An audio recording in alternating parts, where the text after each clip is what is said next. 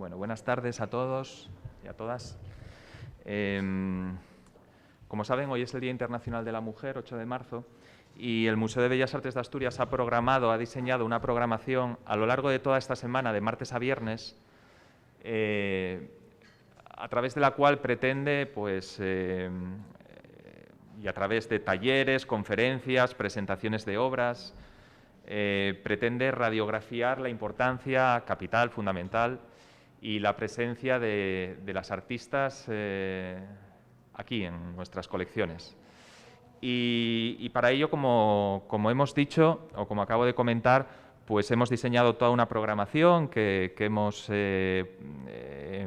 publicitado a través de redes sociales, a través de la prensa, de las notas que hemos enviado, donde se van a realizar, o mediante la cual se van a realizar una serie de acciones que, como digo, van a tratar de subrayar, de poner en valor. Nosotros lo hacemos todo el año, durante todo el año, pero esta semana le vamos a dedicar este periodo monográfico, el valor, la importancia de ser mujer y artista a nivel global y a nivel de Museo de Bellas Artes de Asturias. Hoy hemos comenzado con un estupendo taller que ahora mismo se está realizando en nuestro taller educativo en la planta baja, aquí en el Palacio de Velarde, un taller para jóvenes de entre 13 y 16 años. Ellas también pintan, a cargo de Pinta Polada, que es quien está impartiendo ese taller.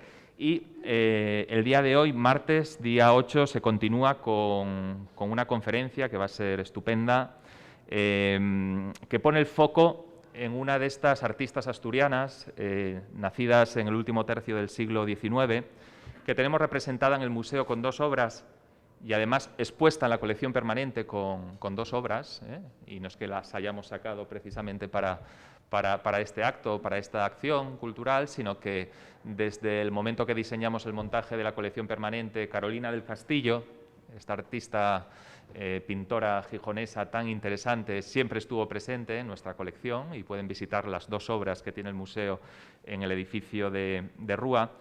Pues, como digo, una conferencia dedicada a una de las pintoras gijonesas más interesantes pertenecientes a esta generación, llamémosla realista, ¿no?, de los Martínez Abades, de los Uría, de todos estos artistas que igual nos suenan un poquito más, y que dio lugar a una producción a lo largo de su vida, en algunos momentos realmente interesante. Para hablar de Carolina del Castillo, el título de la conferencia es Carolina del Castillo, una pintora asturiana transgresora.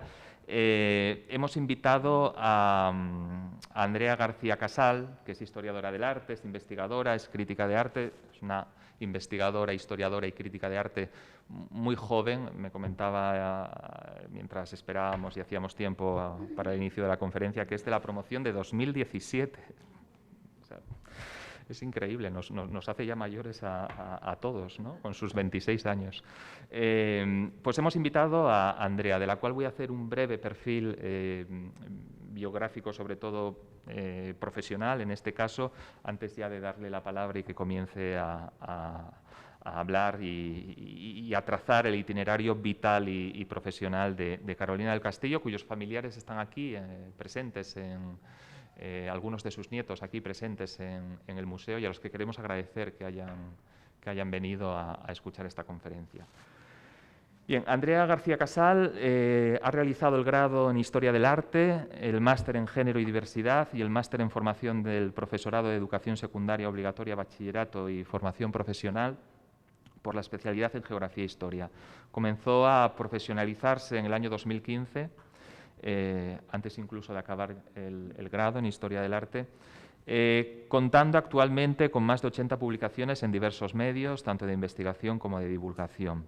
La historia del arte, el arte actual, la crítica artística y la historia de la ciencia son los asuntos que a Andrea más le interesan, aplicando siempre una metodología que se imbrica plenamente dentro de eso que se llama perspectiva de género o perspectiva feminista.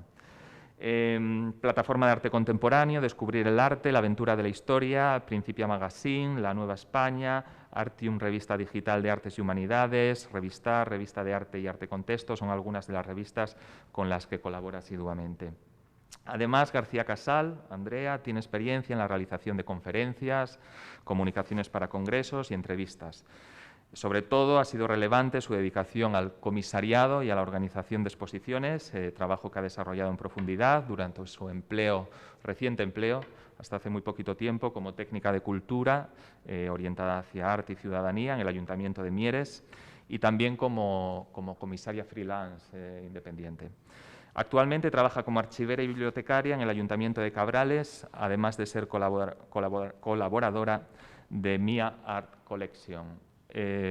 Así que sin más, Andrea, si te parece, te doy toda la palabra del mundo, todo el tiempo y el espacio del mundo para que nos hables un poquito o mucho de esta pintora tan interesante llamada Carolina del Castillo. Muchas gracias, Alfonso. Pues yo creo que es muy importante, sobre todo para este Día Internacional de las Mujeres, pero incluso para todos los días del año, evidentemente, reivindicar una figura como es la de Carolina del Castillo, una figura que al final no deja de ser una mujer pasada por la historia, que siempre va a tener mucha menos repercusión que los hombres artistas. Incluso, como podemos comprobar, la representación en museos o en galerías de arte, incluso en ferias de las mujeres, siempre va a ser menor frente a la de los hombres. Y bueno, ya ni qué decir de las personas que no sean binarias, que siempre está bueno decirlo. Entonces, en el caso de Carolina del Castillo, lo que tiene de interesante es una pintora que vivió a caballo entre los siglos XIX y XX y pudo practicar una serie de temas bastante extraños para la época, por así decirlo, por ejemplo el desnudo, y que además transitó con dos corrientes artísticas muy particulares, una al realismo, de corte más académico, y otra al postimpresionismo, que es lo que vamos a también hablar y que es algo bastante novedoso. Entonces comenzamos hablando de ella, marcándonos en el contexto del Museo de Bellas Artes, donde se pronunció la conferencia, y tenemos aquí dos obras, El camino del Llosón en Jove, de 1921, y El retrato femenino, de 1924. Tenemos por un lado un paisaje posimpresionista y por otra parte un retrato femenino que está sincretizándose entre el realismo y el posimpresionismo. Entonces ya hablaremos con más detalle de estos dos a continuación. Ella nació en 1867 en Gijón, como podemos comprobar, ya estaba en esa última mitad del siglo XIX. Aquí lo que figuran son retratos de sus padres, que hizo también ella, evidentemente. Por un lado su madre, que sobre todo tenía un oficio de persona de ama de casa, que trabajaba al cuidado de los hijos, y por otra, lo cual también evidentemente era muy típico en la época, y por otra parte Justo del Castillo y Quintana, que fue un ingeniero también, una persona bastante importante para la época, que estuvo muy involucrado en el tema del ferrocarril entre Pajares y Gijón, que hizo esa serie de obras, incluso en Gijón. ¿Se me escucha ahora? Sí, ahora sí. Y que fue una persona destacada y pudiente, de origen santanderino, pero que se trasladó a Gijón a hacer su vida. Y entonces podríamos decir que Carolina tenía una vida bastante pudiente y burguesa. Ella tuvo una formación escolar pues inicial, sin demasiada profundidad, no tuvo estudios universitarios ni mucho menos. Sí que se involucró mucho en la carrera de música, en el piano, porque le gustaba mucho a ella, también a sus padres. Luego se metió de lleno en el dibujo, en el grabado, tuvo un profesor también de grabado. Ella empezó a trabajar acuarelas, estampas, grabados. Lo que pasa es que realmente no se conserva nada de esa época hasta hoy día, no se sabe muy bien qué ha podido pasar. Ella también leía mucha literatura, tenía un bagaje literario muy amplio, desde autores como José Zorrilla, Gustavo Adolfo Bécquer, Emilia Pardo Bazán, ya del romanticismo, del realismo. Luego también pasó por autores del tipo Alfred de Vigny, Georges Baudelaire, todo el tema incluso simbolista, Edgar Allan Poe, de novela negra. Le interesaba todo lo que fuera de la época posterior, pues ella al final lo fue bebiendo de eso. Aparte de apasionada de la literatura, ella, por orden de su padre, asistía a muchas clases de ingeniería. La verdad es que no sabemos si eso le interesaría tantísimo, pero tenía al final muchos conocimientos, incluso de niña y de adolescente. En esas clases de ingeniería de Justo del Castillo, que pronunciaba en el Instituto Jovellanos, pues ella al final aprendía temas de ingeniería, de delineante sobre todo, y allí, como anécdotas, puedo contar que conoció al escritor y al comediante Vitalaza, este comediógrafo que se llevaba 16 años con la artista y que él estaba estudiando delineante todavía cuando no sabía muy bien qué camino iba a seguir, si iba a ser un comediógrafo, si iba a ser un escritor. Vitalaza no lo sabía, entonces, bueno, lo que sucedió ahí es que intentó, por así decirlo, tirar los tejos a Carolina del Castillo. Su padre justo pues se percató de eso durante las clases y decidió que se separaran. No sabemos muy bien Carolina qué pensaría, pero bueno, llevándose 16 años de diferencia, aunque fuera algo no tan raro en la época, pues era un poco chocante.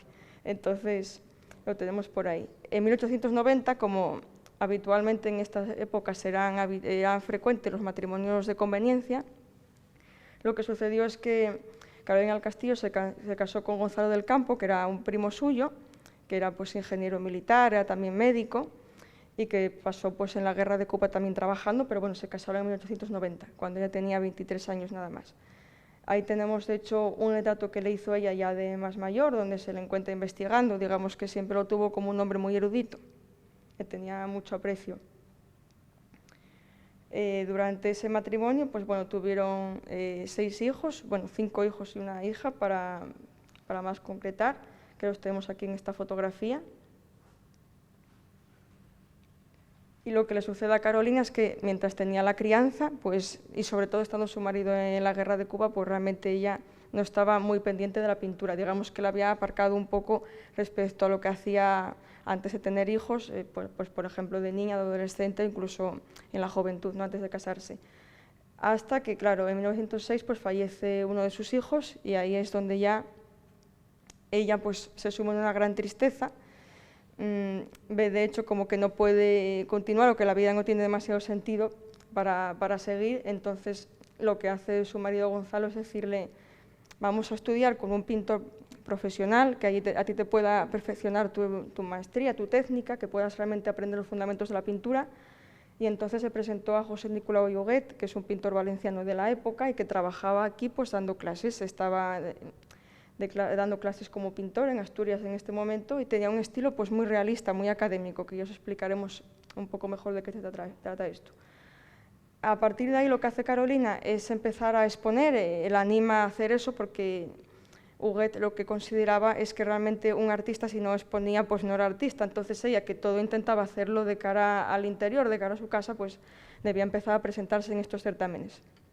Entonces ella, pues por ejemplo, empieza en 1907 con un autorretrato en una exposición del Círculo Artístico de Barcelona.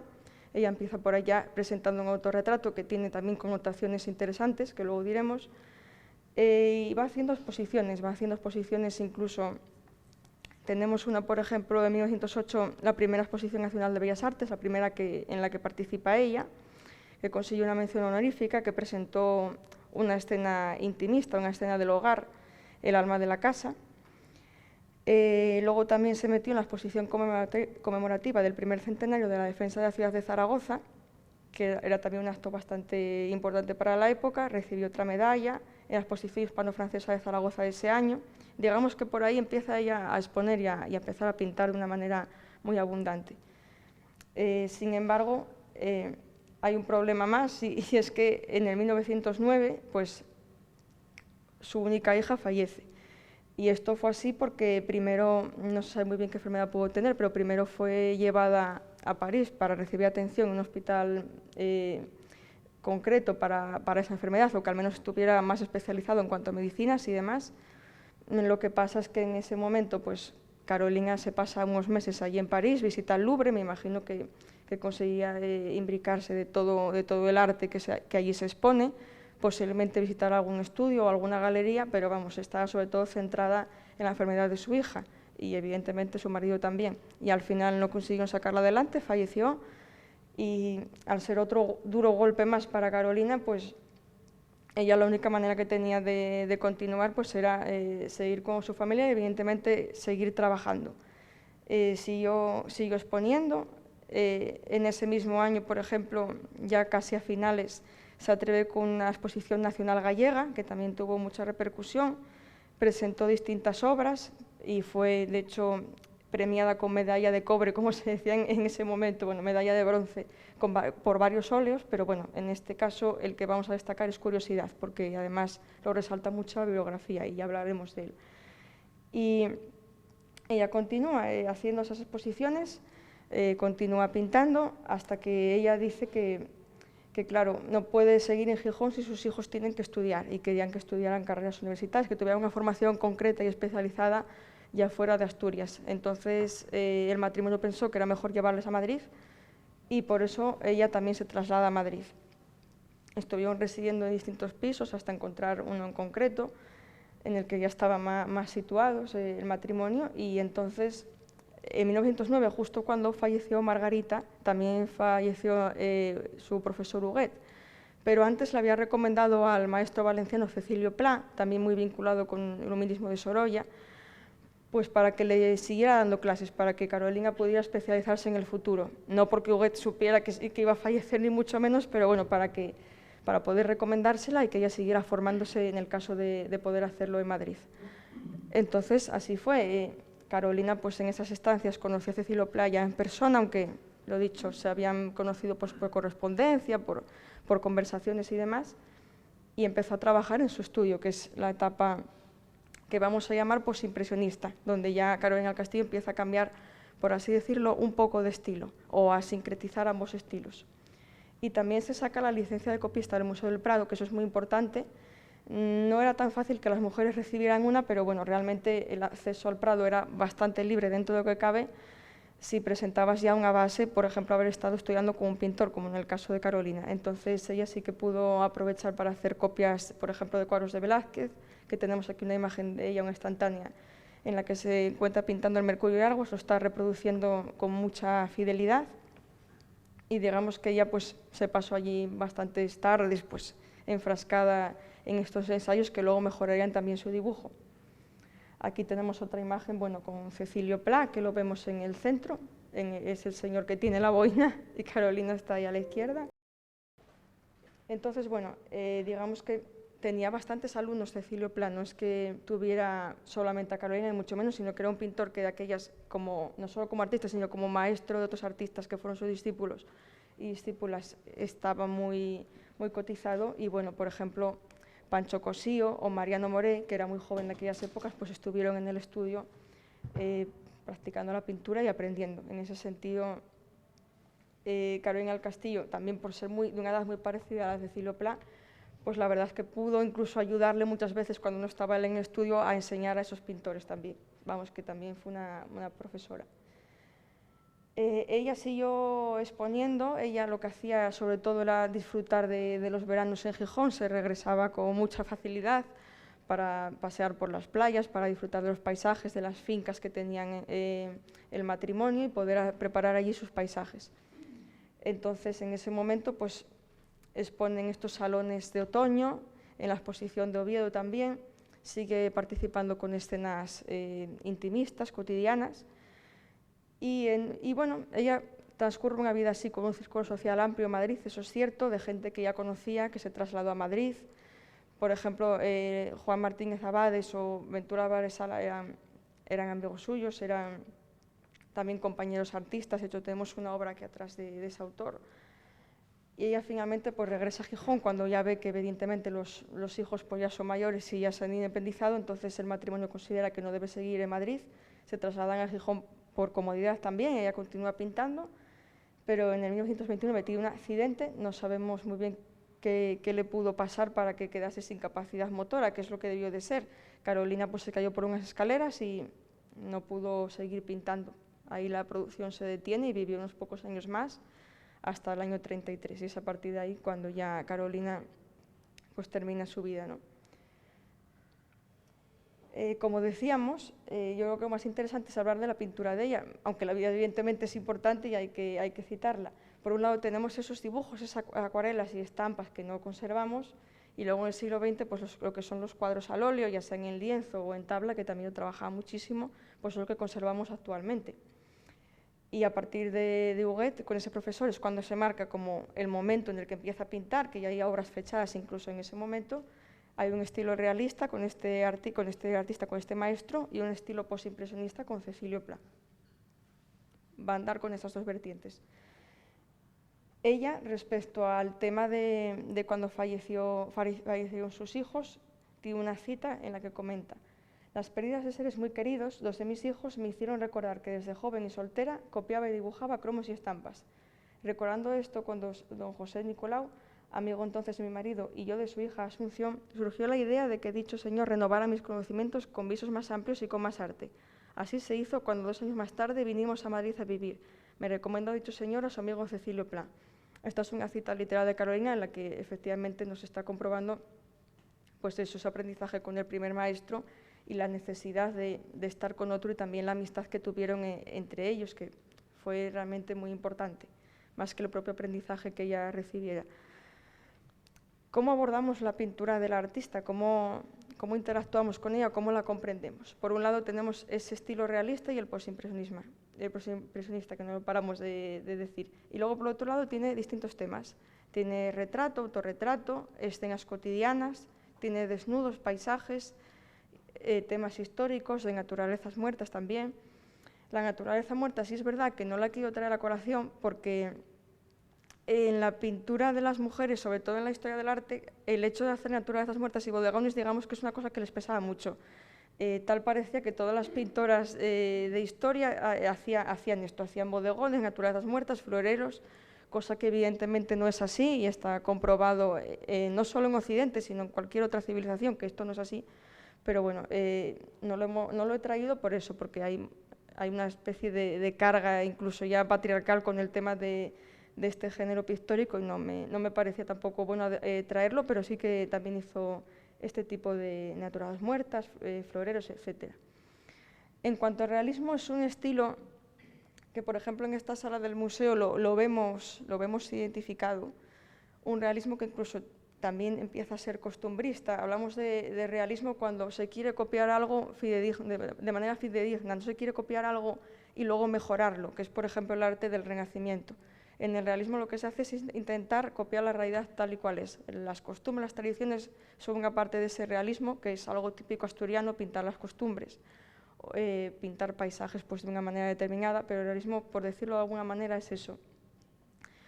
El realismo, aparte de ser algo que se pinta o que se esculpe todo de manera muy detallada, fue un movimiento que al final acabó siendo académico. En la segunda mitad del siglo XIX también la pintura académica, también con cierta idealización. A finales del siglo XVIII en Francia surgió el neoclasicismo, que también era una vuelta también a esa pintura idealizada, a querer tomar la realidad de una manera perfeccionada, y eso también en España se dio en las academias. Entonces, bueno, digamos que esa tradición ya transformada en realismo pues era algo académico, lo que se estudiaba en las instituciones de bellas artes y demás. Y luego también el realismo tiene una vertiente en la que sí que visibiliza temas que en la historia del arte antes no eran habituales, como por ejemplo el trabajo, la pobreza, la división de las clases sociales, el folclore incluso, temas realistas que no tanto en la academia, pero sí que también se cultivaban a menudo. Y Carolina hace eso. Primero ella empezó con una serie de ensayos, por ejemplo este estudio de manos de 1906, que como os comento ya es de la etapa de Huguet, del primer año con este profesor, con Huguet, en el que vemos efectivamente pues, ese realismo ahora de retratar los pies y las manos de sus familiares. La verdad es que es una obra increíble. En este momento ella firma con un seudónimo, Crolina, que utiliza durante unos años. Luego ella al final se decantó por no firmar las obras porque le interesaba más el acto creativo en sí que el hecho de firmarlas. Y luego era algo surrealista en ese sentido, decía, bueno, lo voy a hacer, la pinto, pero luego ya la regalo o la tengo en casa, pero no me importa tanto que yo la haya hecho porque ya no se consideraba nadie encima para hacerla. Entonces, bueno, si su profesor le recomendaba, pues fírmalas y las firmaba, con un seudónimo en todo caso. Aquí tenemos también un estudio de ojos y a posterior, aquí vemos en la esquina inferior izquierda pues esa parte de la firma de Carolina del Castillo, que muchas veces la hacía su marido porque ella, como os digo, se desatendía bastante de firmar, entonces él se encargaba de ir firmando y fechando algunas obras.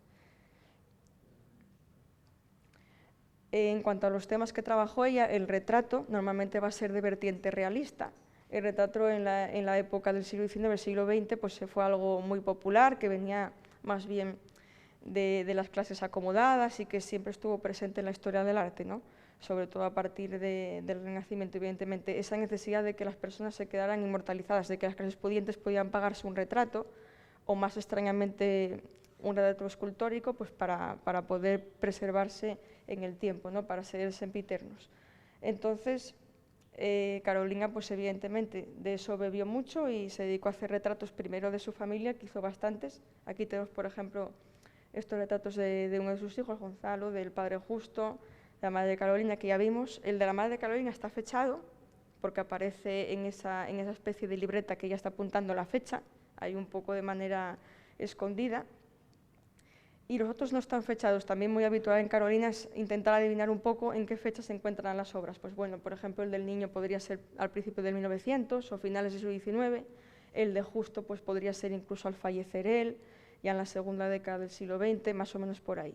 Llama la atención en Carolina que todavía le pesa mucho el tema, por así decirlo, de la familia nuclear y del padre como jefe de familia, porque a la madre la pinta, como vemos ahí en la derecha, con el señor atrás, con Justo, como si estuviera en un retrato, y a Justo lo pinta de manera independiente y además con condecoraciones por ser ingeniero, lo cual ya nos dice un poco como esos problemas también de la sociedad, ¿no? Machistas. Ahí vemos cómo trabajaba el realismo con tanto detalle en los retratos, con esa fidelidad pues, a la fisonomía, a las arrugas incluso, para marcar los signos de la edad. Ella no embellecía, sino que lo mostraba a sus personajes como eran realmente, o como ella los captaba con el pincel. Aquí tenemos también a la abuela Azdona, que era la madre de Gonzalo y que normalmente también estaba por casa, de más joven, echando una mano, me imagino que a Carolina del Castillo y también a una de sus personales de servicio, a Genera, pero también siendo más mayor, pues evidentemente era otro miembro más de la familia. Y en este caso, pues en esta obra también se encuentra con otro de esos nietos y está la anciana ya pues muy mayor, pero vemos ese detalle incluso de las manos con las venas sobresaliendo, con las arrugas, con esa mirada perdida tan propia de la ancianidad, quizá pues con una mujer de 90 años, por decirlo así, de alguna manera, con Alzheimer, incluso con demencia, que está medio absorta en sus pensamientos. Vemos ahí como Carolina incluso llega a hacer retrato con cierta carga psicológica también. Aquí tenemos un retrato ya de los años 20, de Luisita Pumariega, de cuando Carolina al final en Madrid sí que conoció personajes pudientes y sí que pudo retratar, pues aunque le apetecía ella, no por encargo, porque tampoco era así, le apetecía pues pintar a una hija de una amiga y ella lo hacía con libertad. Entonces vemos en este caso también ese realismo ya un poco más dulcificado, pero como es una persona joven, pues evidentemente tampoco lo notamos. Vemos ahí esa factura que ya siendo realista, incluso por el pelo y por la manera de esbozar el traje, se acerca más al posimpresionismo. Ya no hay tanta necesidad de hacer un detalle muy concreto de cada elemento pictórico. Y bueno, la niña está retratada tocando el piano además. Bueno, delante de un piano, pero procediendo a tocarlo. Aquí esta es la obra del Museo de Bellas Artes, una de ellas, el retrato femenino, en la que podemos ver una mujer pues, que es anónima, todavía no se ha podido identificar quién puede ser. Y es de esas obras que efectivamente están mezclando el realismo y el posimpresionismo, el realismo tanto en cuanto que es una mujer que se representa pues, fiel a la realidad, seguramente fuera así. Sí que se nota ya una cierta dulcificación de los rasgos, como si quisiera enjuvenecerla un poco. Quizás al rejuvenecerla pues fuera una señora mayor quizá y quisiera favorecerla.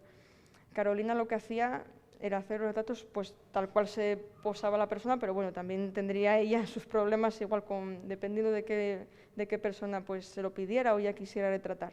De todas maneras, Carolina del Castillo tampoco cobraba nada por hacer las obras, ella las hacía gratuitamente. Tuvo discusiones con su marido por eso, pero ella seguía en sus 13, que no quería nada de dinero, que no merecía dinero tampoco. Entonces no vendía nada, lo regalaba o lo que fuera. Entonces vemos esta obra también, que es una obra que tiene mucha luz, ya coincidiendo con esa etapa de Cecilio Pla posterior, que no son esos retratos oscuros que vimos antes, ya con colores más terrosos, más apagados, una paleta más sorda, sino que aquí ya empieza a concentrar más la luz y a preocuparse más por eso. Luego ya también se decantó por el autorretrato, que en las pintoras asturianas no es nada frecuente, y sobre todo teniendo en cuenta que hay poca obra de pintoras asturianas de esta época, que encima eso también nos impide mucho conocer, y que en general tampoco en España en esta época era algo demasiado común. Ella se autorretrató bastantes veces, Este que tenemos en la izquierda, de 1907, es el primer autorretrato fechado y que se conozca además de Carolina, que lo firma también con Crolina, en el que vemos a una mujer con un semblante serio, que además ella no es un estilo realista, se pinta tal y como es, con una mirada incluso algo altiva por el hecho de ser artista, quiere presentarse como si fuera alguien más importante, no porque ella tampoco se viera así, pero para dar esa imagen en la obra. Se representa también con canas, con el pelo también algo alborotado. Digamos que en el proceso pictórico, pues el tiempo que le llevara, pues es como se refleja ella, no intenta tampoco mejorarse ni empeorarse. Basta decir que hasta tiene ojeras y tiene también papada, o sea, ella se representa como es, no le importa ser bella, sino que simplemente se representa tal y como es en ese momento, ya con 40 años. Y el de la derecha, que no está fechado, es un poquillo posterior, y sí que aquí Carolina se presenta un poco más dulce, ya está sonriendo, pero igualmente vuelve a caer en esos detalles realistas que evidentemente nos advierten de su estilo y de su manera de ver la realidad. Este autorretrato también es muy famoso de ella, en el que se pinta ya ejecutando una obra. Eso es interesante también porque hay un doble reflejo de ella, tanto como cuando nos mira como que se ve reflejada, lo cual eso es bastante interesante. Y también de nuevo ella mira hacia el espectador, se enfrenta a nosotros. Y eso al final, pues en cierta medida no es que nos incomode, pero nos llama la atención y nos dice, pues mira, esta persona en su época estaba muy convencida de lo que hacía, sabía lo que hacía, y se atreve a mirarnos de frente, que eso es bastante llamativo. Ella nos confronta al público. Y bueno, también va vestida pues de una manera que tampoco es que sea... es para trabajar. Ella siempre dijo que le gustaba ir elegante, que ir bien vestida, que era una mujer muy femenina, como decía ella, pero bueno, realmente trabajando pues lo hacía de esta manera y así la vemos, y así se conserva su imagen. Distan mucho de otras pintoras también del siglo XIX, incluso contemporáneas suyas, asturianas. Victoria Martín del Campo pues, fue una pintora neoclásica gaditana que se hizo un autorretrato en 1840 y que no se ha pintado un autorretrato haciendo su profesión, sino que simplemente es un autorretrato de ella mostrada como si fuera una persona normal, que no se sabría qué profesión tiene. No podría ser un artista, podría ser cualquier otra persona, una noble, una burguesa. Aunque sí que ella, Victoria Martín de Campos, sí que recae una cosa interesante, y es que al ser neoclásica se asemeja algo en el realismo, pero en el sentido de que ella se va a embellecer. O sea, esta pintora en esos años no era tan joven, parece una chica adolescente o una persona de 20 y tantos años. Y entonces en ese retrato sí que hay una idealización, lo que no vemos en Carolina. En el segundo, en el de Julia Alcaide, de 1903, fijaos, las fechas son muy próximas. Julia Alcaide fue una pintora también realista, gijonesa, que vivió más o menos los mismos años que Carolina, era un poco mayor, y también cuando se autorretrata no lo hace pintando. Podría ser una señora que no sabemos qué trabajo podría tener. Y María Galán, que este cuadro no está fechado, lo mismo, otra contemporánea de Carolina, de origen avilesino, y tampoco se retrata de una manera que sepamos de qué trabajaba. Entonces son como pintoras que sí que quieren dejar su imagen, pero no se atreven a ir más allá en cuanto a yo soy pintora y tú puedes saberlo, ¿no? y tú puedes atestiguarlo con esta obra. Cuando realmente, como vemos en la tradición, Angélica Kauffmann, que además tiene una obra aquí en el Museo de Bellas Artes de Asturias, el San José con el Niño, fue una pintora que se autorretrataba pintando o haciendo tablillas, lo que fuera, como en este caso, sin ningún tipo de problema. Pero claro, ya estamos hablando de personas que son extranjeras, y España en el siglo XIX y el siglo XX todavía está un poco en ese sentido atrasada respecto al arte femenino y a las mujeres. También no por otra cosa, sino, por ejemplo, por obras así, de la que no tengo una imagen a color, pero La aficionada de Pero Sáenz, de 1910, que se presentó a la Exposición Nacional de Bellas Artes de 1910, en la que también participó Carolina. Vemos cómo había pintores que retrataban a mujeres y las llamaban la aficionada, como diciendo, bueno, esta es una pintora, pero la vamos a llamar aficionada o amateur porque realmente no es una pintora real. Sabiendo esto, es obvio que muchas pintoras asturianas o incluso a nivel español no quisieran atreverse a presentar autorretratos de ellas pintando, pues por las críticas que podrían recibir, y mucho menos a presentarlos también en certámenes nacionales como este. Cosa que Carolina, como podéis ver, pasaba de todo, pero luego no lo presentaba en el certamen, que es un poco el problema que habría con ella. La escena cotidiana, cuando hablamos de escena cotidiana, es algo típico incluso de la actualidad, del arte contemporáneo cuando es figurativo, ¿no? pintar una escena cotidiana, ya sea en un interior, como puede ser aquí, o en un exterior, una calle, en un paisaje, un puerto, lo que sea, es algo típico. Con pescadores, por ejemplo, de nuevo repito, aquí en esta sala hay muchas escenas cotidianas, y en este caso Carolina sí que seguía abogando por el realismo, y solía utilizar modelos que tuviera a mano para pintar. Tenemos 3 obras que se llaman de idéntica forma. Curiosidad, esta que tenemos a la izquierda, aborda un personaje femenino que decimos que en los 3 casos es una persona de servicio, que se puede llamar genera, pero podría ser también generosa, no sé, está muy claro cómo se podría llamar. Y esta chica en la primera obra se la ve recogiendo unos papeles que hay en el suelo, que también se ve un paisaje gijonés al fondo, en ese balcón acristalado, y ella está leyendo la nota. Esa obra en la exposición también, porque se presentó en la Exposición Nacional Gallega y fue una de estas que consiguió la medalla de cobre, se describía también como un curioso hallazgo en la bibliografía. Podría ser que en la nota que está leyendo la chica pues hubiera cualquier historia un poco, ya incluso literaria de la época, pues igual una infidelidad o un hijo secreto, yo por deciros algo que le sorprende tanto a la chica. Y esta obra Carolina la titula Curiosidad en general, pero luego también hizo otras. Por ejemplo, la que se encuentra en el centro, que pertenece al Museo Casa Natal de Jovellanos, que también se titula Curiosidad, y en este caso hay una mujer mirando por una ventana, por el balcón, que también nos recuerda un poco a esa cerrazón de las mujeres en el ámbito privado, que también por esos roles de género, sobre todo en la época, pero que sin embargo también es un tema de la mujer asomada que se dio muchísimo en la historia del arte, o sea, sobre todo desde la pintura barroca holandesa, había muchas mujeres de este estilo asomadas por ventanas. Entonces, bueno, esa idea de enclaustramiento también está ahí. Y la que tenemos aquí, la mujer que se está probando un sombrero como con plumas y también tiene una serie de trajes ahí amontonados en una especie de sofá, una serie de trajes de lujo, y que se está mirando a un espejo, aunque no la vemos reflejada.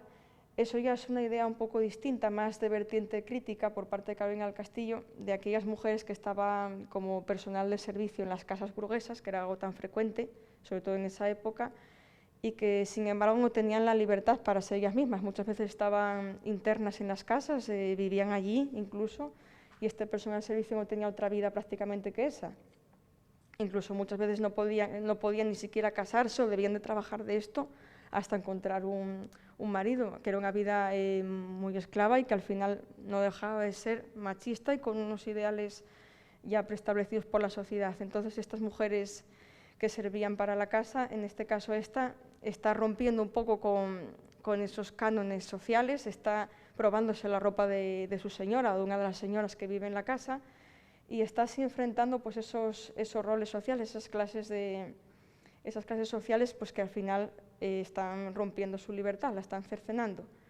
Lo curioso de esa obra, que también se llama Curiosidad, me repito, porque tiene curiosidad de probarse una vestimenta y de intentar parecer a otra persona de otra clase social que ella no es, lo llamativo también es ese detalle que vemos aquí de un cuadro dentro de un cuadro, que hay una mujer ahí a la derecha, ahí la vemos, que está como desperezándose.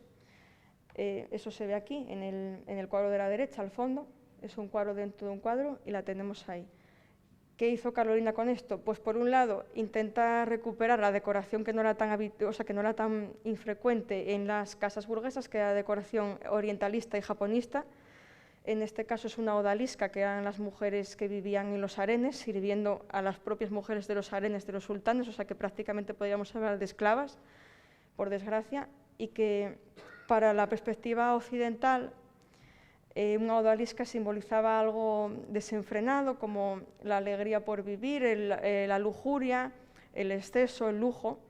Entonces, cuando Carolina del Castillo incorpora justamente esa imagen de una odalisca dentro de ese cuadro de Curiosidad, quiere remitirnos a lo que la chica está haciendo precisamente, pues intentar ir más allá, pasar más allá respecto a su clase social baja, y también pues, aludir un poco a esa sensación pues, de ser por una vez algo más odalisca para el pensamiento de aquella época, que evidentemente las odaliscas estaban pasándolo muy mal y seguían existiendo en aquella época. Y las odaliscas, aquí vemos de Henri Matisse a la derecha un ejemplo precisamente de eso, de una odalisca que además se parece mucho a la de Carolina del Castillo, con esas camisas con transparencias, con veladuras, que era al final un tema que los pintores además les encantaban, las odaliscas, estaban todo el día con eso, desde Ingres, estaban siempre con el tema de las odaliscas como algo de incluso pues, de sacar el tema de la prostitución también adelante, ¿no? en la historia del arte. Un poco por ahí, que al final acababan confundiendo prostitución con odalisca, con arenes, bueno, se traían ahí unas historias, pero vaya, un poco la idea es esa, de ese lujo que intenta probar pues esa chica que está probándose los trajes y el sombrero de su señora. Y bueno, vemos también otros detalles donde se aprecia la factura, por un lado muy realista de Carolina, pero también otra más desdibujada, que ya empieza a encaminarse hacia el postimpresionismo. También tiene mucho que ver el tamaño de las obras. Las obras que son muy pequeñas, pues claro, concentran las pinceladas de una manera tan particular que parecen mucho más matéricas y el detalle no es tan profundo como las obras de mayor formato, que también pasa un poco eso con ella. Luego tiene otras obras en las que retrata mujeres pues, con un estilo folclórico, a veces no sabemos identificar exactamente de qué zona pueden pertenecer, o simplemente las pinta así pues, para hacernos una idea de traje regional o de intentos de traje regionales que ella va proyectando un poco en su imaginación. Esta mujer con cántaro está por un lado, en el anverso, pero en el reverso es una mujer orante, o sea que el cuadro si le das la vuelta, de hecho no se pudo enmarcar, pero no se puede tapar la parte de atrás, es justamente porque tiene otra pintura por ese lado, que es esta mujer orante, que no se identifica con nada en concreto. De hecho, yo la titulé así porque me recuerda mucho a una mujer que está orando con las manos así, con las palmas abiertas, y tiene una mirada también absorta, un poco extraña. Sí es verdad que es una fotografía que se ve oscura porque la obra está muy ennegrecida también por el desgaste de los barnices. Además estamos hablando de una obra que no está fechada, pero tranquilamente estamos situándonos en el 1907, 8 más o menos, y claro, evidentemente por ese lado no recibió esa restauración y la vemos muy oscura. Entonces también tiene un collar de perlas, unas flores como si fuera un manto. Es una imagen un poco extraña, incluso mística, que se puede relacionar pues, con una imagen religiosa perfectamente, sin llegar a profundizar mucho más en la iconografía, que es compleja en ese significado. Otros temas, pues seguimos un poco con la niña cosiendo, pues con familiares de ella, con hijos, con nietos que ella retrata asiduamente y luego son protagonistas de escenas de este tipo, con campesinas del Valle de Arán, con otra campesina, es un tema bueno, que trabaja a menudo. También en estos trabajos se ve el realismo y una ejecución perfecta de los trajes y de las telas, en los que precisamente se ven los pliegues, se ven las sombras, digamos que tiene mucha calidad técnica, Carolina del Castillo. Tarahuellao, de 1921, ya corresponde a una etapa en la que Carolina vivió el realismo y el postimpresionismo, pero se vuelve al realismo para retratar una cuestión que, aunque nosotros la marcamos aquí en la conferencia como escena cotidiana, ya estamos hablando más de pintura de historia, ya en un sentido muy amplio, porque se quiere meter en cuestiones folclóricas asturianas y también en cuestiones críticas. Bueno, Tarahuellao, como sabéis, es este tema en el que un niño pues, le echan mal de ojo, por así decirlo, una persona que tiene esa supuesta capacidad de hacerlo. Un niño con mal de ojo también podría haber sido mordido por una curusia, por una guasa, perdón, por este ser vampírico, medio bruja, medio vampiro de la mitología asturiana, que podía haberle precisamente chupado la sangre y estar el niño enfermo e incluso morirse. Entonces, bueno, ahí había una serie, igual sabéis vosotros mejor que yo, una serie de pasos para ver si se podía recuperar el niño o si finalmente la enfermedad lo llevaba a perecer.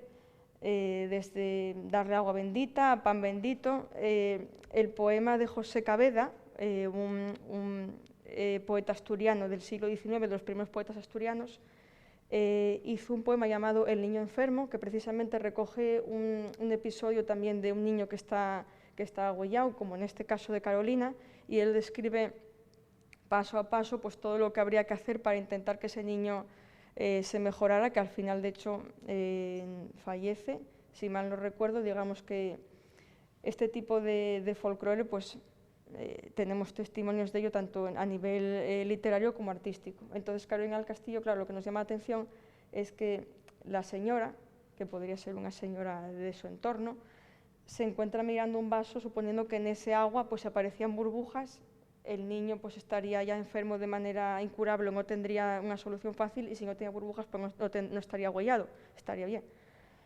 Pero sí que vemos, por ejemplo, a esa mujer con el niño en brazos, que también parecía ajena a ese personal de servicio que le sirvió de modelo, y luego por allí también podría estar su nieta Margarita, que es la que hace de niña más mayor respecto al bebé.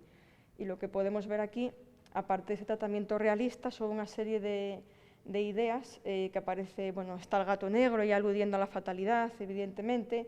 Hay una baraja de cartas, que la vemos también aquí, también aludiendo al futuro, un poco a la brujería, porque supuestamente se iba a una bruja o a una hechicera para saber cómo se encontraba el niño, con todas las connotaciones machistas que tiene llamar bruja a alguien, pero bueno, la idea era un poco precisamente esa, alguien que estuviera especializado, una hechicera, en hacer este tipo de curaciones, de elaborar ungüentos, de elaborar pociones para que los niños se sanaran.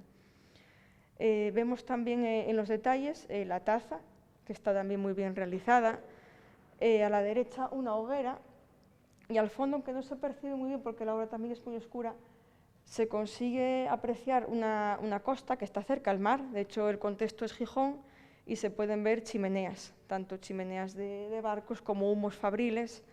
Lo que hace Carolina aquí es intentar contraponer la actualidad, la época moderna que ella vive, con la evidente industrialización, el tema de los puertos, el crecimiento de Gijón tan exacerbado, y contraponerlo con tradiciones folclóricas, con el tema de, por ejemplo, del Tarahuellao, o con temas folclóricos que chocan bastante en los años 20. Quizá para ella le llamaba la atención que igual ese tipo de cosas se practicaran a la par que había unos avances tecnológicos e industriales inmensos.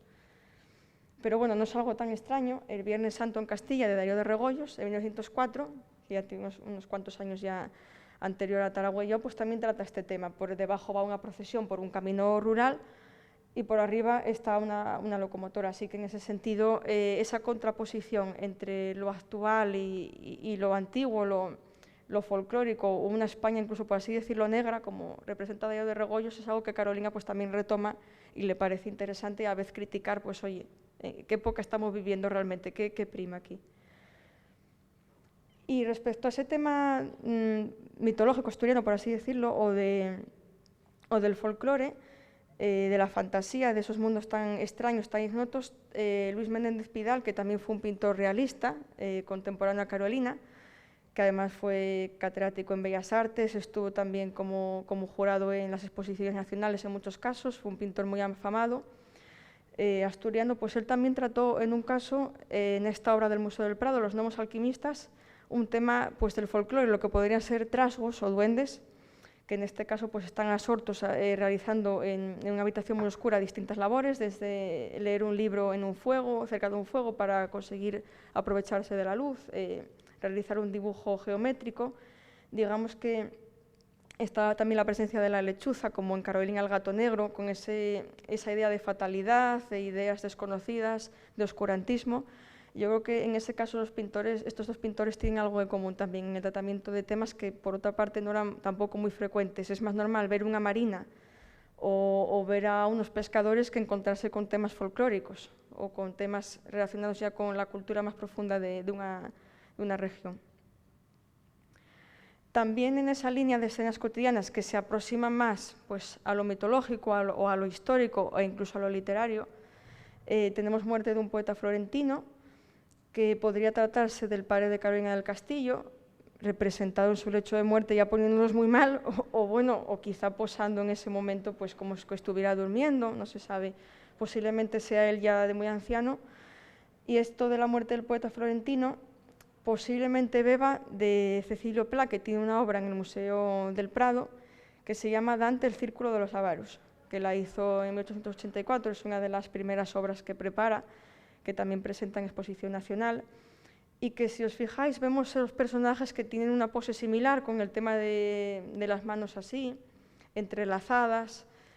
Claro, uno está como ya fallecido, pero bueno, podría estar durmiendo, el otro está de pie mirando a esos avaros, que el tema del círculo de los avaros en toda la literatura de de Dante era como que los avaros llevaban las cargas materiales al infierno, entonces no podían trasladarse ni moverse por el infierno por esos pesos que llevaban. Entonces yo creo que Carolina pudo beber de esa obra o conocer a Cecilio Pla y saber un poco más de ella a través de él, y si la obra es anterior a Cecilio Pla, pues será algo ya de su propia imaginación, recordar a un poeta tan ilustre como Dante y basarse en esa historia pues para hacer la muerte de un poeta florentino, sin identificar que es Dante, pero que a la vista está que podía tratarse de él con la corona de laureles por aquí, con estos laureles, unas rosas amarillas. Va un poco por ahí el tema. Y también tenemos, perdonad, aquí la idea de señor mayor. Es que aquí me falta una imagen, me tenéis que disculpar, porque aquí teníamos que tener una imagen de una obra de Carolina del Castillo, que es un posible San Jerónimo, es un hombre mayor que está desnudo, bueno, por esta parte, y que se equipararía mucho a un San Jerónimo como el que tenemos aquí de Antonio de Pérez de Salgado. Es una idea también que ya Carolina a veces incluso le da por temáticas que se acercan un poco más sin identificarlas con el título, porque muchas veces no ponían ni título a iconografías religiosas. Es raro en ella, pero a veces lo hacía también. Pero se desvirtúan entre que no tienen títulos y los personajes no tienen atributos, no tienen objetos que los identifiquen, pues tampoco.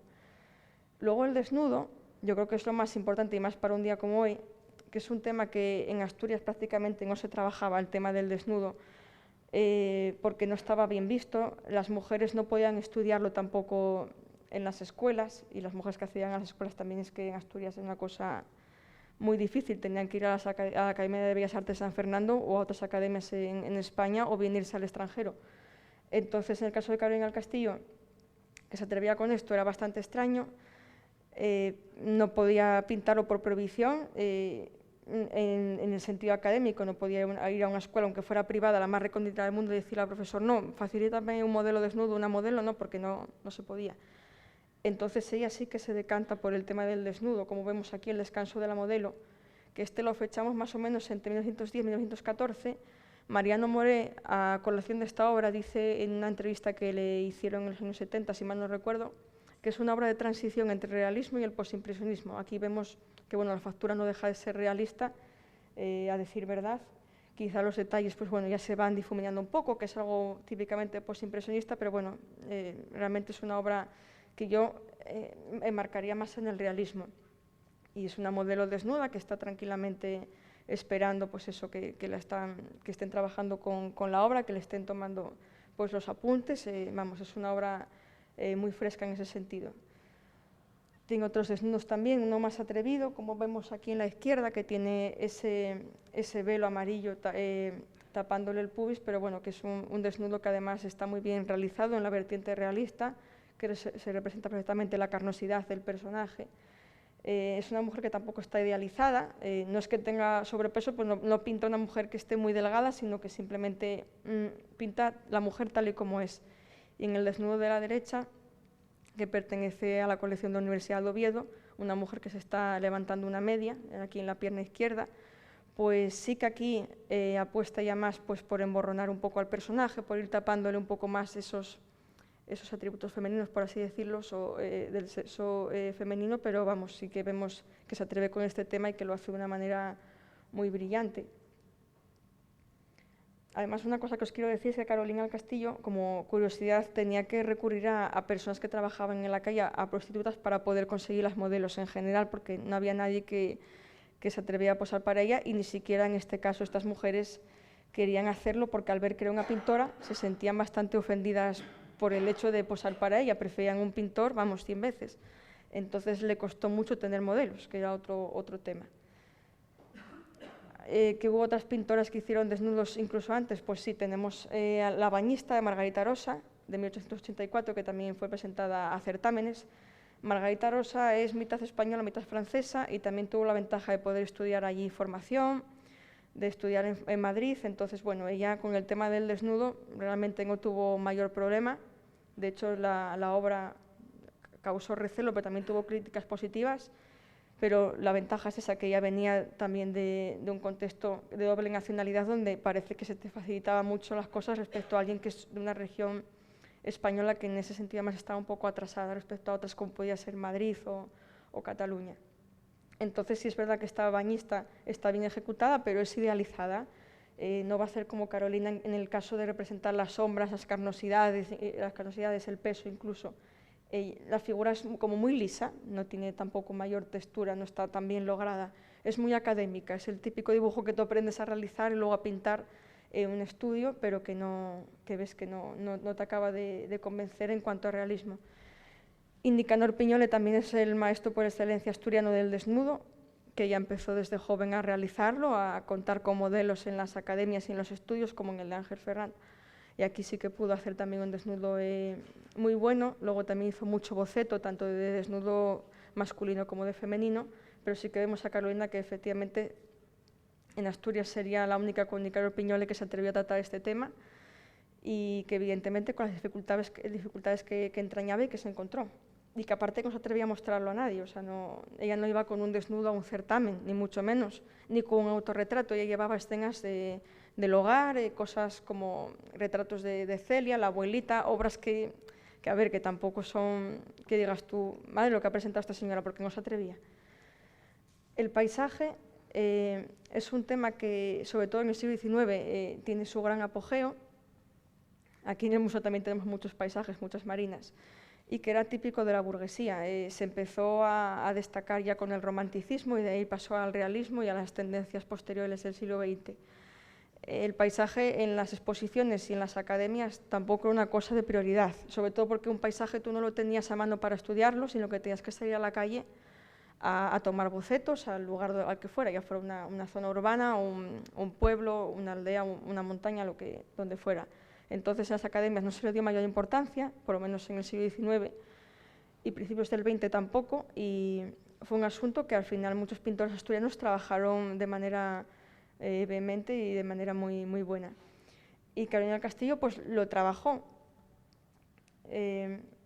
Lo que pasa, aquí vemos un poco también ese tema del postimpresionismo. Ella, el paisaje lo que hizo fue trabajarlo desde el postimpresionismo. Lo que pasa es que lo hizo desde una interpretación un poco extraña, un poco personal, por así decirlo, que al final no nos acaba todavía de encajar en el impresionismo. Por ejemplo, Víctor Alperi, uno de sus biógrafos, que además es muy conocido en la biografía de Carolina y de otros artistas de época, la llamaba muchas veces impresionista, pero impresionista no podía ser, porque el impresionismo, aquí lo tenemos, que nació ya a finales del siglo XIX, tenía más que ver con pintar un paisaje o una persona, lo que fuera, con una manera muy rápida, una factura muy rápida, muy natural, con la pincelada abierta, muy suelta, no de ir calcando el detalle, sino al contrario, hacerlo de una manera muy abocetada y preocupándose mucho por la luz. Y también los colores normalmente eran muy claros, se rehusaba emplear el negro, por ejemplo. Y claro, Carolina vamos a ver que no es de este estilo, sino que es postimpresionista, e incluso por la época en la que ella trabaja, que ya son los años 10, los años 20, está muy pasada del impresionismo como tal, sino que ella ya trabaja en corrientes posteriores, el postimpresionismo. Y bueno, los pintores salieron a pintar la realidad, como dijimos, ella también. Ella era una pintora prenairista, que se dice, ella iba con el caballete también a pintar fuera, no solo tomaba bocetos. Y aquí lo que vamos a ver, que en Asturias este tema del impresionismo y postimpresionismo no era tan frecuente tampoco, no se solía practicar. Quizá podemos enmarcar en esto, y estirándolo mucho a Evaristo Valle, por ejemplo, y en algunas obras, que también él tiene unos recursos pictóricos muy concretos, muy simbolistas en cuanto al color, que ya se nos va un poco de ahí. Obras de Nicanor Piñole también algunas sí que pueden encajar en esto. Pero quizá lo que hizo Carolina del Castillo en cuanto al paisaje no tenga ni precedentes ni personajes equiparables, ni pinturas equiparables. Y ella sí que pintó mucho tonos oscuros, eso sí, en los paisajes. Vamos a ilustraros un poco con dos obras postimpresionistas para que os imaginéis lo que puede ser. Aquí a la izquierda tenemos Mujeres en la playa de Cecilio Pla, que es una obra que no está fechada, que sí que tiene un estilo de factura muy suelta, muy libre en cuanto a las pinceladas. También concentra mucha materia en algunas zonas, por ejemplo en la arena, en los sombreros de las niñas. Digamos que es un estilo ya muy desenfadado que no es realista, que intenta mostrarnos las escenas con rapidez.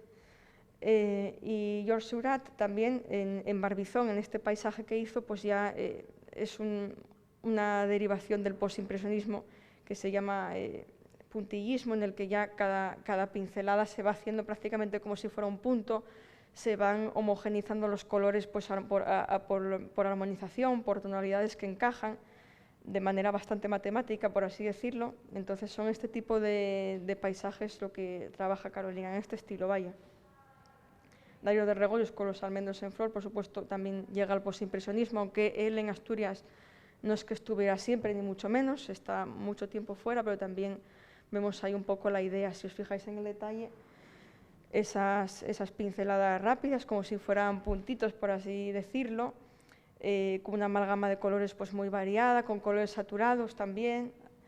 Es un poco la idea posimpresionista, ¿no?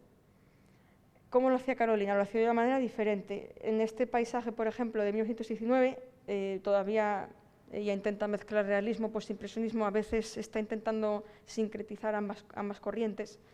Sí que vemos en las hojas o en los arbustos cómo se arremolinan, como hay una pincelada ahí que se empieza a hacer como si fuera un embrollo, se empieza a mezclar.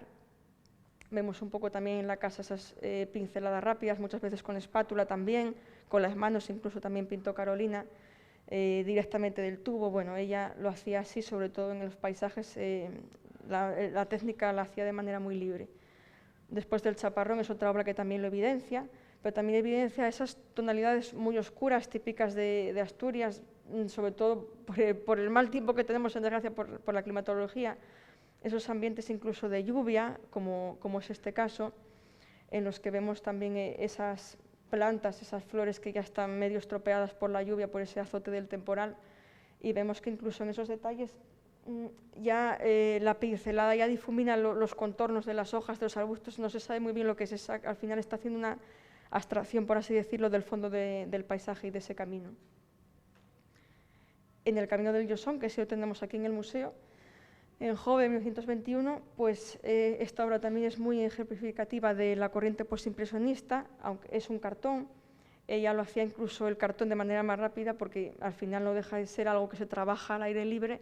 Entonces a Carolina evidentemente le importaba mucho captar ese instante de la naturaleza de la manera más pronta posible. Si se marcaba pues, un minutaje y tengo que hacerlo en media hora, y ella tenía que aprovechar pues, la luz del sol, de qué manera incidía en ese momento, por ejemplo, qué viento estaba soplando, cómo lo hacía, cómo interfería en las hojas, en el paisaje, de qué color estaba el camino. Todo ese tema, pues al final ella lo estudiaba milimétricamente y trabajaba de una manera muy rápida. Los familiares sí que saben que Carolina, junto a Cecilio Pla, trabajó algunos cartones, que puede ser este, pero también puede ser que no sabríamos a ciencia cierta, de la mano de Cecilio Pla, o sea, ambos pintaban a la vez. Podían pintar un cartón a la vez y quedarse con esa impresión a dos manos, tanto de una intervención de un artista como de otro, porque además se compaginaban muy bien en estos temas, eran muy cercanos, como os comenté, y eso al final no deja de entroncar un poco con el surrealismo y con el tema de los cadáveres exquisitos, en el sentido de poder hacer una obra entre un conjunto de personas, de artistas diferentes y que luego al final te quede una obra definitiva, ¿no? Entonces, bueno, por alargar un poco la influencia de Carolina hacia esa parte más vanguardista, tendríamos también esta idea. La siega del trigal también en Jove, de 1926, una de las últimas obras ya de Carolina, antes de tener el desgraciado accidente. Ya vemos cómo efectivamente la ejecución del postimpresionismo llega a unos límites que incluso se empieza a extraer el paisaje. Vemos cómo las espigas de trigo se empiezan a emborronar, se empiezan a diluir, los personajes pues no tienen rostro, están muy emborronados. Es un poco la idea de la pincelada ya trabajada de una manera con empastes, con pintura muy gruesa. Hay mucha materia en este paisaje, que además es chiquitito. Y también ella tiene una manera de pintar en la que a veces, ya como tenía tanta prisa en ejecutarla a la perfección, sobre todo si era al aire libre, dejaba las esquinas sin pintar, como podéis ver ahí. Los cartones o las tablas, pues les faltaba color ahí por eso, porque la ejecutaba y una vez que con la cosa terminada, ya la finalizaba y ya decía que estaba lista. Ahora, sabiendo ya un poco más de Carolina del Castillo, de esos temas que trabajó y dentro de eso los géneros también que cultivó, sí que me gustaría traer a colación una serie de citas que quizá nos ayudan un poco a contextualizar por qué Carolina del Castillo o cualquier otra mujer, también artista de la época, al final se encontraba siempre invisibilizada, no solo en su propia época, sino mucho peor después, porque yo creo que a Carolina del Castillo lo que más le afectó es que justamente después de fallecer lo que fueron los homenajes, aunque fueran muy importantes en los años 60, 70, por el centenario, etcétera. La crítica que había en aquel momento, o los biógrafos que había en aquel momento, sin ánimo de echarlos por tierra, porque sin ellos también habría muchas noticias de Carolina que no sabríamos, o recuperación de obra o de detalles, etcétera, al final tenían una visión particular de la época de tratarla que no era la más justa. Entonces, claro, eso al final nos pesa hoy día para investigarla. Yo cuando la leo pues me encuentro cosas del estilo, cuando leo críticas suyas de Patricia Dúriz, que fue el cronista de Gijón, un personaje muy importante y que hizo de ella en El Comercio una biografía excelente. De ella dice en esta biografía: Carolina del Castillo estaba sometida a unas directrices invariables. Su hogar en la calle Fuencarral, estamos hablando de la época madrileña, estaba atiborrado de detalles muy femeninos que le hacían confortable, abundando sobremanera esculturas, objetos artísticos y cuadros. A ver, ahí vemos, por un lado, que parecía que tenía que estar por casa sí o sí, luego cuando andaba tranquilamente, pues yendo a bares, yendo de tiendas, bueno, además siendo una persona burguesa, imaginaos, pero bueno, como que estaba allí todo el día y que además había detalles femeninos, como si tener obras de arte en casa, ya fueran de ella o adquiridas o donadas a otras personas, lo que fuera, resultara femenino. Son cosas que nos llaman la atención. Y luego dice: Carolina, aparte de sus quehaceres, dedicaba varias horas a practicar tanto el dibujo como la pintura. Ahí ya nos metemos otra vez en las tareas del hogar, que una persona burguesa tampoco es que hiciera muchas, como sería de esperar, pero bueno, de todas maneras nos metemos otra vez en esa división de los espacios, lo femenino y lo masculino, lo privado y lo público en contraposición, que hace Patricia Dúriz, pero que, como os digo, también es una fuente indiscutible. Luis Díez, que es un biógrafo de Carolina en la Real Academia de la Historia, uno de los biógrafos que trabajan para esta institución, ya de una fecha más reciente, no la tengo fechada, pero es aproximadamente de ahora 5 años, nos cuenta de ella una biografía que más o menos bebe de Víctor Alperi y de Patricia Dúriz como dos grandes biógrafos de Carolina y de otros tantos pintores de la historia asturiana, pero de ella dice: entre sus obras cabe citar los paisajes del Parque del Retiro y de los alrededores de su finca de Jove, varios autorretratos y retratos como Mujer con mantilla, diversos desnudos y escenas de interior como la serie Curiosidad o Lección de música. La mayoría se encuentran en colecciones particulares. Aquí que vemos, pues que aunque no está mal en el sentido de que diga que trabajó autorretrato desnudo, lo que nos viene a decir es que trabajó escenas intimistas, escenas cotidianas, encima va a caer en Lección de música o Mujer con mantilla, ya no digo Curiosidad, pero esas dos, que a veces ni siquiera tienen representación en cuanto a buscarlas por internet, a veces no te las encuentras, como es obvio, o te cuesta encontrarlas ya en bibliografía. Bueno, va a caer justamente en destacar obras que, para mi opinión, no tienen mucho sentido traerlas a colación. Se podría decir, pues trabajó, yo qué sé, El descanso de la modelo, si quieres poner una obra con un título, o Taragüeya o lo que sea, pero no es el caso. Y en paisajes, pues bueno, se mete ahí en el tema de Madrid, cuando lo que más trabajó efectivamente fue Gijón. Cosas un poco así. Las colecciones particulares es algo que la adolece, porque aunque sea cierto, también las instituciones como esta en la que estamos hoy tienen obras y no lo dice, simplemente. Jaime Royán también fue otro biógrafo de Carolina. Para el Ayuntamiento de Gijón hay una monografía suya, chiquitita, que concentra información sobre ella, y dice de Carolina: junto al retrato, aquella otra faceta insólita para su tiempo. Cuesta aceptarla no solamente que fuera la primera pintora asturiana, ofreciendo una obra que puede competir y tener idéntico rango al de otros maestros asturianos, sino que se atreva incluso con aquella delicada temática, el desnudo. Aquí lo que nos dice, es cierto que la faceta es insólita, el tema del desnudo, pero claro, competir con otros pintores y tener idéntico rango no deja de ser algo machista. Se intenta dividir a los maestros masculinos asturianos con las mujeres artistas. Entonces, Jaime Royán, a pesar de intentar darnos esa explicación, no deja de caer en estas cosas. Y claro, eso es típico de los 60, 70, 80, este tipo de, bueno, incluso ahora, este tipo de temas más machistas que al final nos están ahí truncando un poco visibilizarla. Pero bueno, luego Carolina del Castillo también fue feminista, lo cual también llama la atención. Mariano Moré dijo de ella, porque además también tenía muy buena relación, aunque él era bastante más joven: la pintora produjo una gran extrañeza y asombro, no solo por dedicarse a la pintura, sino por cultivar dentro de ella el género del desnudo. La mentalidad de aquel Gijón no estaba preparada para comprenderlo. Mariano Moré, pues en una entrevista que le hicieron para un periódico, pues sí que sacó a colación el tema del desnudo y de lo inusitado que era poder encontrárselo en Asturias porque sabía las consecuencias que tendría para Carolina y aún así lo practicó. Entonces él quiso destacar en Carolina ese virtuosismo en el desnudo y el atreverse a pintarlo, lo cual está muy bien. Aquí no tanto como feminista, pero en este caso Víctor Alperi, uno de esos biógrafos como os comenté, comentó el tema del posimpresionismo, que también es importante. Dice: los impresionistas amaban los colores puros y muy pocas veces empleaban los tonos pardos y nunca los negros. Carolina del Castillo, sin embargo, en algunos cuadros que nos parecen impresionistas, empleaba colores contrarios a los señalados. Ahí él mismo se contradice un poco con el tema de impresionismo. Posimpresionismo, efectivamente, sí que era posimpresionista porque hacía una revisión del impresionismo ya completamente distinta y sí que reconoce efectivamente el valor de esa pintura. Ella, además, en una encuesta que le hicieron en la revista de Bellas Artes del 1923 de Madrid, fueron encuestando y entrevistando a distintas pintoras que estaban activas por la época y en ella comentó algo muy interesante que vamos a leer. Me parece que está, el feminismo dice, numéricamente muy mal representado. Claro, hay que entender que Carolina también entendía el feminismo no tanto como algo actual, algo de intentar igualarnos los derechos de las mujeres y de cualquier otro género a los hombres, sino lo entendía también como la idea de que había pocas mujeres en las exposiciones. También conozco algunas, si no todas, las causas que este retraimiento influyen.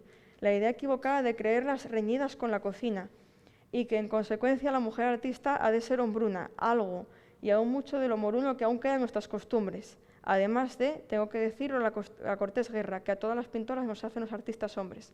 Bueno, ahí ya claramente vemos una declaración de intenciones y un pensamiento feminista bastante adelantado para la época. Incluso vemos como el tema de reñidas con la cocina y con las tareas del hogar, ¿no?, por así decirlo, ser hombruna, tener que parecerse un hombre para poder pintar o para acudir a certámenes y ser reconocida, también es algo que tiene ella en la mente y que considera completamente inadecuado y estúpido, porque ¿para qué vas a ir disfrazada de hombre o intentar ser algo que tú no eres, ¿no? Entonces le pasó algo así, le sucedió incluso como experiencia. Ella presentó una obra en una de las exposiciones y pensaron, como no estaba firmada, que era de un hombre y la pusieron para la sala de pintura masculina. Entonces también a colación de eso, por eso se queja. Y es algo que efectivamente moruno que aún queda en nuestras costumbres, pues sí, y que queda también hoy día, efectivamente. No deja de ser un problema de que las mujeres estén numéricamente mal representadas en la actualidad como artistas y también incluso, no numéricamente, sino que en cuanto a premios que consigan o el valor de sus obras sigue siendo generalmente inferior al de los artistas masculinos. Entonces, estas palabras de ella son todavía muy actuales. En la Cortés Guerra, pues ella se refiere un poco, no tanto efectivamente a que hubiera una especie de batalla entre hombres y mujeres, pero que efectivamente algunos artistas pues las consideraban como algo menor, como vimos antes con Pero Sáenz, la aficionada, como pintoras amateur, como gente que no era profesional, y la crítica de arte sí que se portaba bastante mal con las artistas en el sentido de que por un lado o las halagaba o las criticaba, pero digamos que la crítica de arte no se portaba bien con las artistas, no las tenía como tal prácticamente, en la mayoría de casos, vaya. A modo de conclusión, tenemos una cita de Lucía Martín. Un centenario, a cuento del centenario de Carolina, es siempre una efeméride importante, pero lo es aún más si sirve para dar a conocer o recordar un hecho o figura olvidada o desconocida. Algo de esto ha ocurrido con Carolina del Castillo, una pintora gijonesa que para las jóvenes generaciones ha constituido una revelación, como podría ser, por ejemplo, Mariano Moré. Ella es un poco lo que nos intenta transmitir. A cuento de, fijaos, el año 67 y estamos en 2022 hablando del mismo tema y Carolina todavía parece que no ha resurgido del todo por estos sesgos de género. Francisco del Río Alonso, que fue también catedrático en artes, dijo: la artista que sin género alguno de duda puede calificarse de uno de los primeros pintores asturianos entre los que más destacan y que hasta la actual época, por desgracia, nos ha estudiado tan a fondo y merecidamente como todos ellos se merecen. Esta cita no la tengo fechada, pero calculamos que también es de los 70 más o menos. Y ya la mete, al contrario, por ejemplo, de Jaime Royán, no la enfrenta a otros pintores, sino que ya la incorpora entre los pintores que deberían ser más reconocidos a nivel asturiano, ¿no? Y que también debería de ser más investigada y más divulgada.